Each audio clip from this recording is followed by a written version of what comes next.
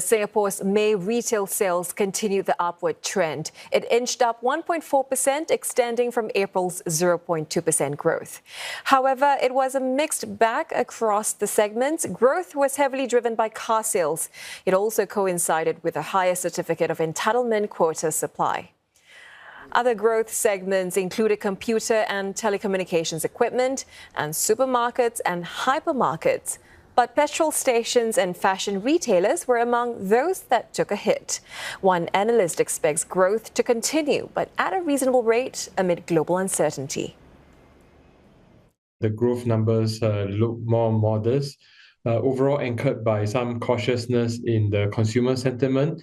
And I guess the price effects were also much lower. The stable prices meant that nominal and real retail sales growth were roughly unchanged. And I think that meant that the growth is expected to be still modest in the coming few months because there's still a lot of external uncertainty about the global economic environment. Car dealers, as CNA spoke, say electric vehicle sales have risen consistently. Some dealerships are selling over 60% more than the previous year. This is partly due to government incentives for buying EVs. The early adoption incentive for one allows a 45% rebate off the additional registration fee, capped at $15,000. Despite high COE prices, it's not slowed down buyers.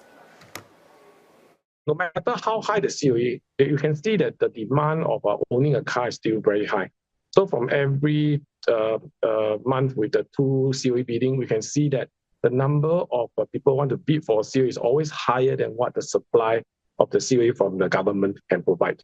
So on that note, there are still a lot of people still wanting to own a car or replace their existing car.